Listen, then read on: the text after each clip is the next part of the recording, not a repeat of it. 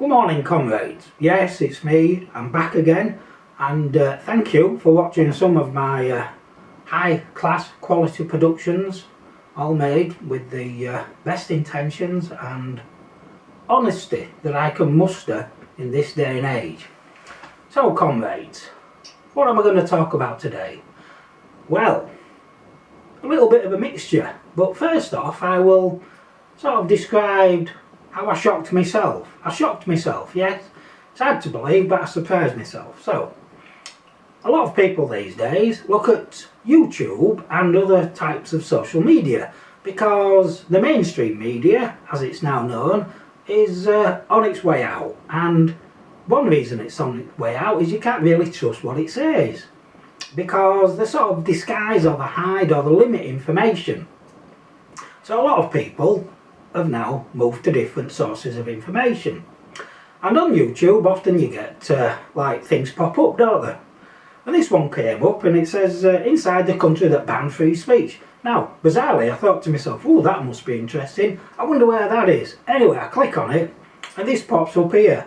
United Kingdom. Now, why am I telling you this? So, what happens with us as human beings is bad things we tend to push to the back of our mind.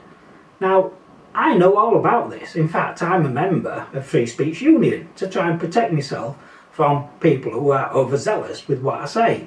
But this bloke here, Shady Shay, and I'll put his link up, he nails it all because he goes through literally about how in the UK you can't really think of anything, and we've got the thought police going around and you have people knocking on your door if you say something. And we all remember and we all know of the recent incidents where people have been banged up, gone to jail, got a criminal record for saying or thinking something.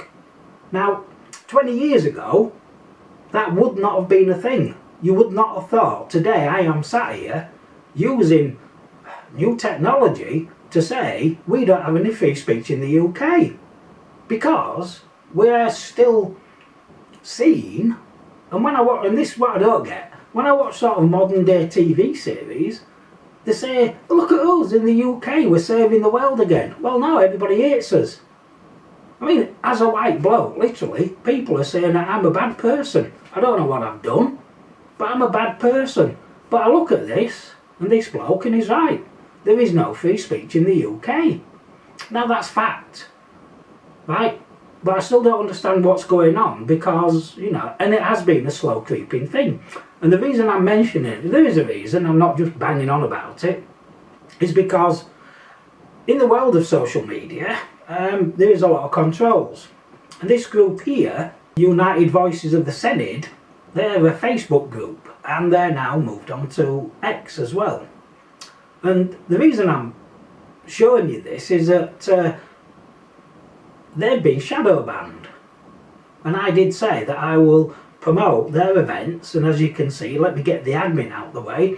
And one of their events is they meet outside the Synod steps, on the Synod steps, and I like to call it the workplace of our representatives, because I know that they don't like that, so that's why I will keep calling it the workplace of our reps. That's it. And at the moment where I live, I've only got one good member of Parliament. See, I'll give you your proper title because you're doing a good job. The others, no, they're just like representatives. Anyway, turn up 11th of December between 1 and 4, and it looks like they're having a Christmas gathering, so you can expect crackers. I don't know whether or not they'll have a tree. They might have mulled wine and maybe mince pies. Now, mulled wine, let me cover myself on that. If you want that, you're going to have to pay more, because alcohol in Wales is taxed more. There you go. So if you've come from anywhere else and you think, well, that's expensive, yeah, it's because you're paying more money for it, because I want to stop people drinking. So it's like another control group. So I've done me, sort of said, I'll advertise it, so let me cover why I'm having to do it. A thing called shadow banning. And shadow banning on social media, more so Facebook, I'm guessing it's just there, is the posts go out but they're limited. So you get restricted viewings on them. Now, the interesting thing about social media is they need adverts and they need people to click on things. So a social media company just doesn't wake up and say, we don't like these lot, let's do something. No, they take direction from governments, because governments have the power to shut them down or restrict them or to tax them. So somewhere the Welsh Government has said, do something with this. Now, I'm still trying to work out how I can ask the question with a freedom of information request, because it will be quite tricky creating the actual question somewhere. There might be another way, but I'm still pondering that at the moment. Anyway, if anybody else wants to do it, feel free.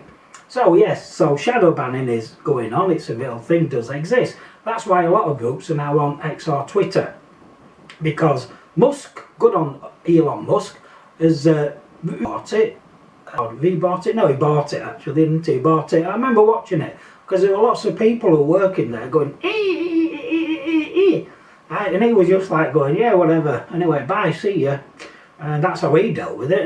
And that, as an organisation, that's going well. But even him and his organisation has had advertisers saying we're not advertising because we don't like who you are. Again, that's what happens. So moving on from there. And then came across our First Minister. And now, as you can see here, we have listened, we have learned, and we will deliver. Right, okay, great. And we've got new Welsh Government priorities. Okay. So let me run through them. So remember, she went out and about, didn't she? So it says here, healthier Wales, cutting NHS Wellsing times. It goes on a bit, blah, blah, blah. However, what I find really interesting is she was in charge of it. So how's that going to work? So you're in charge of it, and then you're saying that you're going to cut NHS waiting times. Well, why didn't you do that to begin with? I then go on to my next one down here, blue line. It says green jobs and growth. I'm going to come to that, and I'm going to look at jobs. But it also then, in this line, says climate crisis. The only crisis I have, or what I recognise as a true crisis, a real crisis, because I've said this before, if you have a crisis, you work tirelessly. You work and work and work until the crisis is resolved. Now, with the climate crisis, you go on your holidays, you shut down Parliament, you fly all over the world, you talk about it, yet the crisis is still going on. You're using the wrong word there. Anyway, my crisis is cost of living. Electric's everything round here, as is oil. Everything's really expensive. Right? To live is expensive. It's getting more expensive. That's the true crisis we all have in Wales. So you've not really said that, have you? So you need to refocus your efforts. Right, I then go back to the bottom arrow there, connecting communities. So this bangs on about public transport. Right, now then, if you do a quick look, I did, railways and the rest of it, the cancelling trains, because some of them are still broken, not working. Buses, well, they stop round here, if I remember, at 5 o'clock. There you go, I don't mean 5 in the morning, I mean 5 o'clock. And then, of course, they have to mention 20 miles an hour. Right, empowering local communities to make choices. Well, my choice, and 500,000 people's choices, is not to have 20 miles an hour, to have it in a place which is sensible. But what you actually mean is talk to your council. Councils, they're not interested because you give them a shed load of money. Yes, I've got the evidence of that. Anyway, you don't finish there. You then go on to say that you've spoken with hundreds of people. Well, good on you. I think I speak with many people on a daily basis, but I don't go boasting about it. Anyway, again we're going about health and social care. But within this one, what I find interesting is, again, still real concern. Right, okay, about 20 miles an hour. Right, they're going to keep mentioning this in order so that we start ignoring it, because that's what you do. Now, what I found interesting about it is she would have been better off not mentioning it twice within the same document, but they mentioned it, so there you go.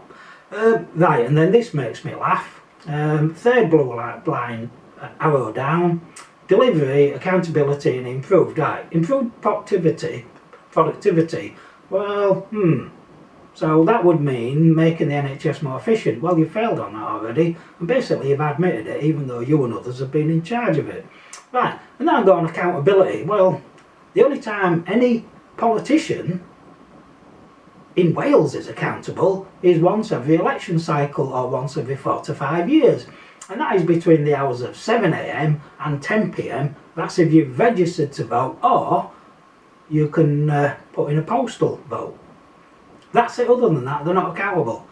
I actually have looked into this extensively, and I even wrote to the Welsh Government saying, can you make sure that when you say accountable, you explain it is only an election cycle? Now, ironically, they didn't want to say that, so I now can say that they're not accountable because they've ignored my request for them to be clear on how they are accountable, and they decided not to hold themselves accountable by saying we're not interested, so they're not accountable. There you go. Right, I thought I'd mix it up for a bit of fun. And then we get down to the bottom. It is, we have listened, we have learned, and we will deliver.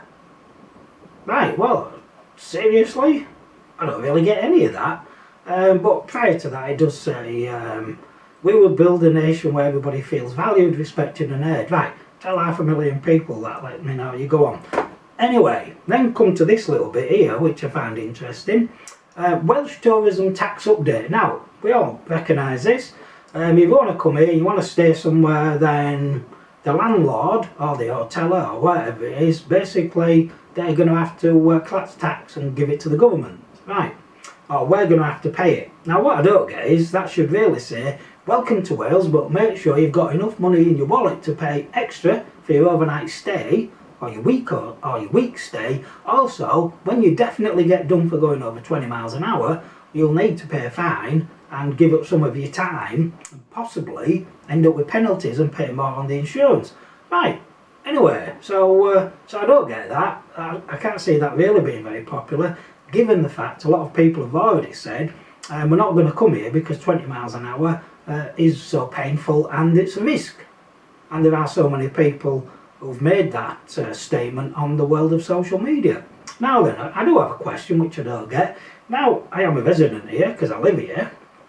Do I have to then pay this tax because I'm not a tourist? Or can I only avoid it if I carry papers about with me? Now then, papers. Yes, that's very familiar, isn't it? I remember that. Let's check your papers, sir. Right, okay. Same as let's check your thinking, which is now a thing. Right, so I also then, as I'm going through, because I'm looking at our esteemed leader, and I come across this. Renewable UK company. Now, she was basically given some sort of speech about it. Well, fine. But then actually, Renewable UK is the same. They've just rebranded it to make it fit into the Welsh one. Anyway, it says here, 47 billion investment opportunity. Right. So really, this group here, Renewable UK, they're just like a trade body. That's it. So my question is, where's the 47 billion pounds going to come? Because you've 10 years to raise it. Now, given that the Welsh Government has about £24 billion, but they're already spending between £1 and £2 billion on climate stuff, where's the money going to come from? Let's just think. It's going to come from us. They're not going to ask us. We're not going to have a referendum. They're just going to say, we know best. Well, I'm going to tell you now, I don't think you do. You need to ask us because you're using our money. It is our money. You don't make anything. Anyway, as I'm looking at this, I then see the promise. And it's a promise, it's not a promise. A transformation that could drive long-term economic growth, create thousands of jobs and invigorate Welsh communities. Well, for that. So at this point I thought, well, let's have a look at how many jobs are about. So I then bob onto this website here, careers. Remember, I'm still with the same company here. Oh, right, and we've been promised thousands of jobs. Now, bearing in mind, things take a while to get. You'd thought there'd be more jobs. And I found one. I found one job. There we go. Offshore service technician. Right, now, there are other jobs to do with renewable, but they're more about doing EPC ratings, as in how efficient is your house is, or just doing surveys, or doing everyday stuff, which we've always done. So I don't really see this being the start of thousands of jobs. I could be wrong. Right, hopefully you've enjoyed it. Tick, subscribe, and have a good chilled out day, depending on what time it is. And catch you on the other side.